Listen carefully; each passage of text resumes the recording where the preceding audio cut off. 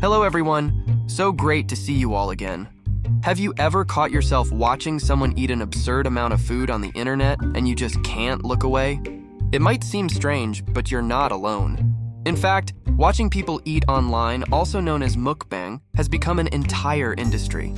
That's right, something that used to be considered bad manners is now a trend that rakes in millions of views and billions of dollars from all around the world. In the old days, people would call staring at someone eating was never seen as polite. Fast forward to today, watching people eat and eating for others to watch has evolved into an internet sensation. What started as a quirky niche has exploded into a global phenomenon. And it all began in, where else? South Korea, the land of kimchi.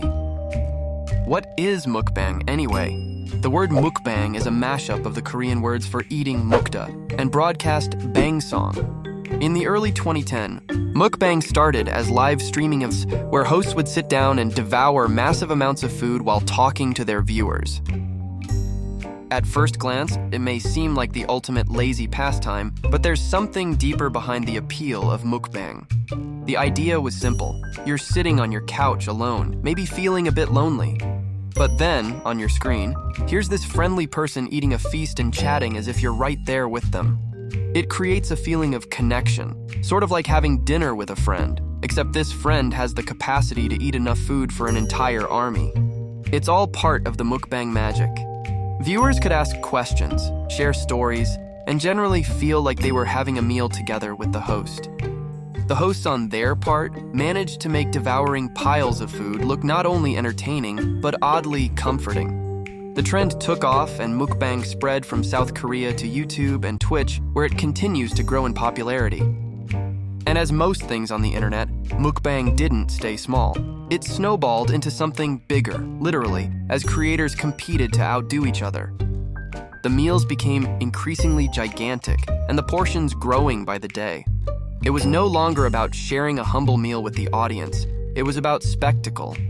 People started eating monstrous plates of food, way beyond what any regular person could consume. And the viewers, instead of focusing on the friendly chatter, started asking, wait, are they really eating all that? Or are we just being played? Where is the limit of human eating actually?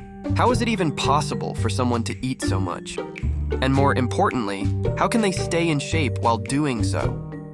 These questions swirl around mukbang videos, and they're exactly what we'll be exploring today.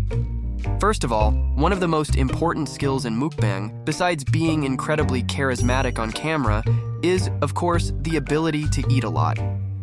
Now, most of us try to avoid health conditions that mess up our bodies, but if you're thinking about joining the ranks of mukbang stars, there are a few unique conditions that could actually help you.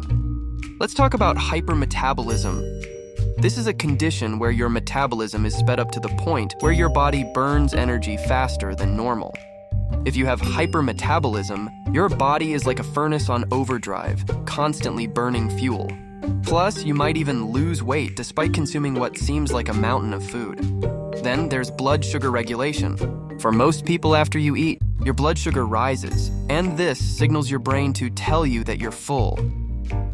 However, for some lucky individuals, their blood sugar levels rise more slowly, meaning they don't feel full as quickly. Imagine eating for hours and never feeling that familiar, oh no, I ate too much sensation. You could keep going and going and going. But this is, again, a very rare condition not many people has. What most people have is two different types of fat cells, white fat and brown fat. White fat stores energy for later use, while brown fat burns energy to generate heat, keeping you warm during cold nights. If someone has more brown fat, they burn through calories quicker, leaving them hungrier and able to eat more. Think of brown fat as the body's turbocharger, burning through the food faster than a normal person would. One of the most famous mukbang stars is Japan's Yuka Kinosita. She regularly appears on television shows and YouTube videos, astonishing viewers with her ability to eat insane amounts of food. Despite her slim and petite frame, Yuka can consume way more than you'd ever think possible. On one occasion, she devoured 100 pieces of sushi in one sitting. But here's where things get really wild. Doctors performed a 3D CT scan of Yuka's stomach, and they found that it had expanded up to 66 times its normal size during her sushi feast. That's right, her stomach had ballooned inside her body, pushing her other organs out of the way to make room for all that sushi. To put this in perspective, an average person might feel full after 30 pieces of sushi. But Yuka, her stomach just kept stretching and stretching. It's almost like she was built to be a professional eater. But even the best of the best have their limits. In one of her more legendary challenges, Yuka and 2 other competitive eaters attempted to take down the mother of all ramen, a bowl of ramen weighing a whopping 20 pounds. Damn! It came fully loaded with every imaginable topping, making it a true behemoth. After more than an hour of intense slurping, the trio only managed to share about 15 pounds of ramen, with each person consuming roughly 5 pounds of noodles. That's still a ton of food, but it shows that even professional eaters have their limits. For regular folks like you and me, the stomach typically holds about 1 quart of food when full, roughly the size of a large bottle of soda. However, some rare cases report stomachs stretching up to 4 gallons, but that's considered a medical condition and is incredibly painful. An average star in this industry, definitely working with a larger than normal stomach. But it's not just about size. It's about training your body to handle it. Now this is where it gets really interesting. How do mukbang stars like Yuka stay so slim, assuming none of them has hypermetabolism? Where does all the food go? Fans often claim that their favorite stars work out intensely after each meal to burn off all those calories with rigorous exercise. But let's do some quick math to see how realistic that claim is. A regular person needs around 2,000 calories a day to maintain their weight. Someone who's a bit more active might need 3,000 calories. But a mukbang star can easily eat 4,000 calories in a single session, with some consuming up to 10,000 calories a day. If they burn 3,000 calories naturally through their daily activities, that still leaves them with 7,000 calories to burn off. Now, running a mile burns about 60 calories more than doing nothing, so to burn 7,000 extra calories, a mukbang star would need to run about 116 miles a day, every day. That's nearly 5 marathons a week. Even professional soccer players who spend 90 minutes running up and down the field don't typically run more than 6 miles per game. So, unless mukbang stars are secretly marathon runners, something doesn't quite add up. So, how do they pull it off? There are wild rumors floating around, like the one about the tiny Japanese girl who supposedly possesses a condition that makes her absorb only 5 to 10% of the calories she consumes. The rest? Well, let's just say it's out of there faster than it came in.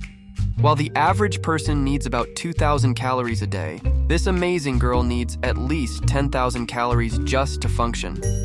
Now imagine if Yuka Kinosita wasn't famous and rolling in dough from her videos.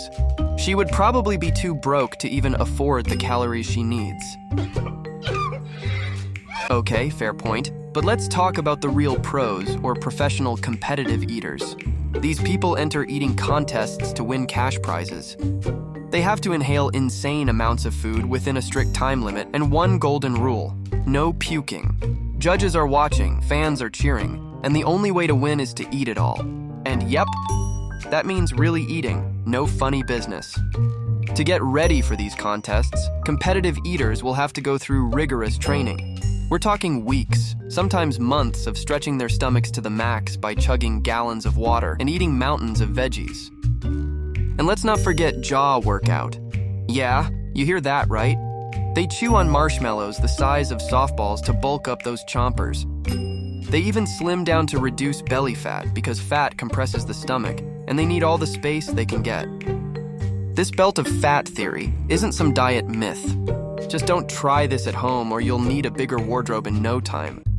Let's take the example of Q Nikocado Avocado, one of the most famous mukbang YouTubers. When people say he's eating for real, they mean it. But let's be honest, have you seen his early videos from 2016 compared to now? In 2019, even Nicholas Perry, his real name, admitted that the non-stop binge eating for mukbang videos messed him up. We're talking about everything from erectile dysfunction and loss of libido to nosebleeds, breathing problems, and obviously a ton of weight gain. If mukbang creators truly ate everything they showed, then the description would be a high-risk, high-calorie job. Eating too much can cause bloating, stomach cramps, and so much pain. Not to mention your digestion will throw in the towel, and you'll be hit with fatigue so bad that you'll regret every bite. Long-term, it can lead to scary health issues like heart disease and diabetes. But as we've discussed, not everyone has the superhuman metabolism, skills, or dedication to eat like a competitive eater every day. Naturally, tricks and tips come into play. The crazy amounts of food you see in front of them might not be as massive as you think. Filming tricks like camera angles make everything look larger than real life. On another story, some rumors suggest that after the cameras stop rolling, they spit out the food or even induce vomiting to avoid the calories. In many videos, you'll notice that the hosts often show themselves putting the food in their mouths, but you don't always see them swallowing it. That's because many mukbang stars are rumored to spit the food out after chewing, or cut the scene right before they would swallow, and use smooth transitions from many popular editing software to cover the cut. It's seamless, almost like a magic trick. The food disappears, but not down their throats. Well, it's a controversial topic, but when you consider the astronomical views and piles of money involved, it's easy to understand why some might resort to these tricks. In the end, not everything you see on the internet is as it seems. Mukbang is undoubtedly entertaining, but whether all that food is really being eaten is up for debate. It's a combination of spectacle, performance, and yes, sometimes a bit of trickery. But hey, as long as we're entertained, does it really matter? Do you think your favorite star is doing something shady? Let us know in the comment. If you enjoyed this deep dive into the world of mukbang, be sure to give us a thumbs up, subscribe to our channel, and ring the bell to never miss out on the newest mind-blowing content. Until next time, stay curious, and goodbye.